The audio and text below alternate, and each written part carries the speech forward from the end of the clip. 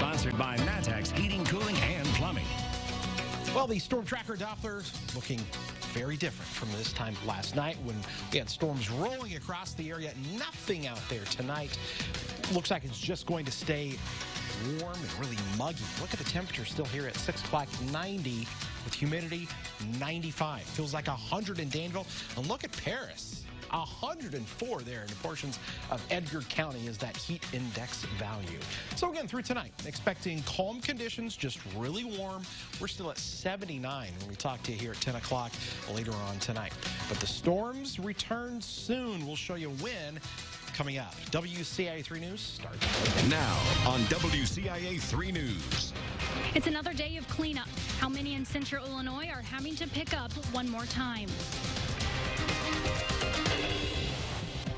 Gone, but never forgotten. He will remain in our hearts forever. Family, friends, and law enforcement gathered to say goodbye today as Deputy Troy Chisholm got a final salute. And you might have noticed prices went up at the pump. If you didn't, they soon will. You're watching your local news leader. This is WCIA 3 News at 6. When it came out, it was just pouring.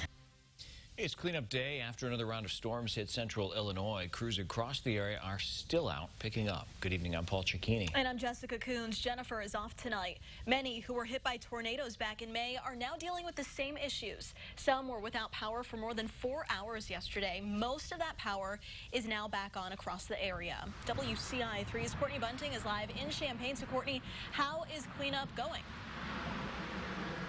Yeah, Jessica, well, it's still finishing up. You can see this tree behind me is still down, and it was blocking the roadway earlier, and now obviously cleanup is still underway, although most roads are cleared. Now, I also talked to several homeowners who are picking up the pieces today, and most of them said they're just grateful it wasn't like last time.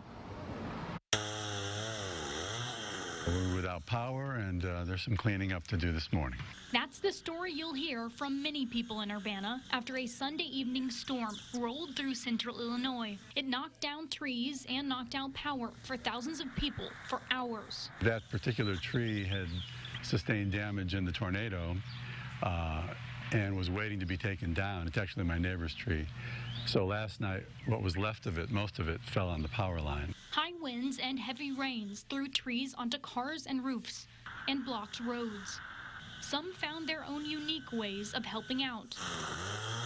Others took a more traditional route, while damage was nothing like this spring's tornadoes. Urbana Public Works employees say it was much more widespread. This is spread out all over town, from the north side of town all the way down to Florida Avenue. In Champaign, city leaders took about 15 reports of downed trees and limbs. Urbana, on the other hand, took the brunt of it. I know that I probably had between 20 and 30 emails that came through as part of our emergency reporting system, and our phones have been ringing pretty much off the hook. But people were prepared, especially after what they dealt with just a few weeks ago. This was pretty mellow compared to that. But, I mean, it was a lot more rain.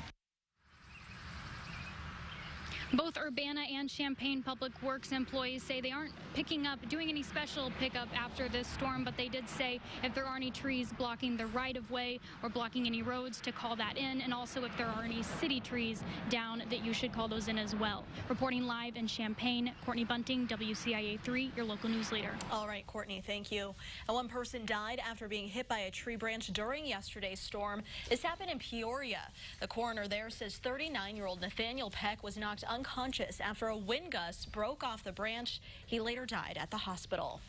An Illinois sheriff's deputy was laid to rest today. Troy Chisholm was shot and killed in the line of duty last week, and it's leaving a void in the lives of many. Matt Sheehan was at Cuba High School this morning, where they gathered to give him one final salute. Police officers from all over the state and even all over the country, as you can see behind me, came here to Cuba High School to honor the life of Deputy Troy Chisholm at his funeral. All those who knew Troy, and even those who share in the same love of service of helping others, solemnly grieve. It is an unexpected and intense grief that pains all of us. Fulton County Sheriff Jeff Standers says although the Chisholm family lost their father, his department will always have their backs. We at the Fulton County Sheriff's Office and those who truly knew Troy understand his first loves were his family.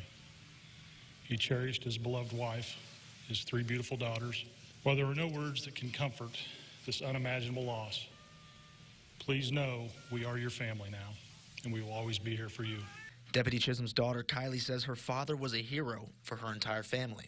Every kid grows up thinking that their dad is a superhero, but we grew up to realize that he actually was, and we knew that every second. Kylie says her dad was the rock of her family, and no one will ever understand the loss her family is going through. If there was ever a moment that I was lost in this world, all I had to do was look to him, and I knew right where I belonged. No one will ever understand everything that my family has lost. He is the biggest part of who we are, and he always will be.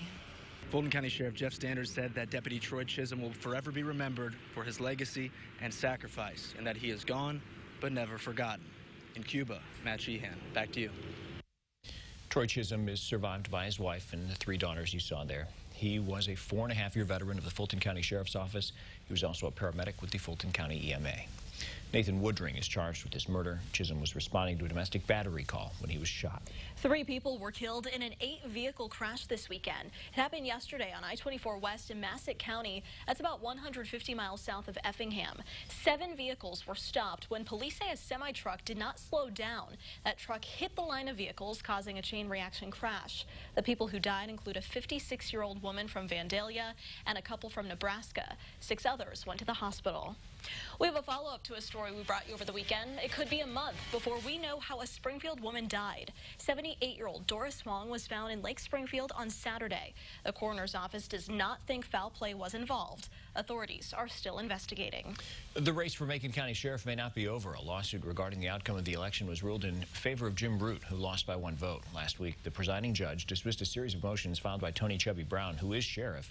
In December, Root filed a lawsuit, and a special prosecutor was appointed to represent the county clerk's office. The following are some of Brown's motions, which were denied. Motion to dismiss, motion to strike request for relief for Hickory Point Township Precinct 1, and motion to strike allegations regarding ballot X. Root says he will continue fighting until the election results are verified and accurate. Now, police want help IDing a woman accused of two residential burglaries. They happened June 24th on Neal Street and Briar Lane in Champaign. An electric wheelchair valued at several $1,000s was stolen from a covered garage on Neal Street. Surveillance video caught her carrying off a TV from Briar Lane. We have an update for you tonight. Workers are back at the Viscofan plant in Danville after an 11-day strike that ended yesterday. The new contracts remove mandatory overtime and stop random drug tests. Union President Tim Miller says the final offer was enough for workers. And so then we had to take it back to the members, and it was a quick vote. We understand, but we needed to get the people back to work as soon as possible. In response to the deal, Viscofan officials say, quote, this new agreement is based on a fair and reasonable offer. It provides better flexibility for plant maintenance and offers competitive remuneration linked to plant efficiency that will improve the service to our customers, end quote.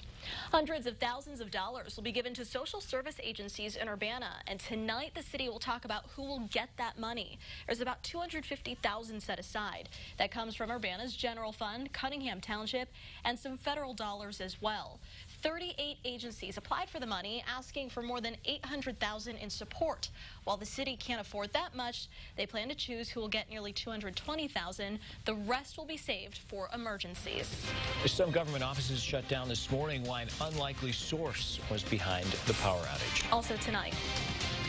It's been 5 years that people have known that it's illegal. Police say they are done giving out warnings. Why it's really going to cost if you're caught texting while driving. Another hot day here in central Illinois. 91 officially. Normal should be 85. The heat continues. We've got more of it on the way, but also storms and what looks to be a wet 4th of July forecast coming up next.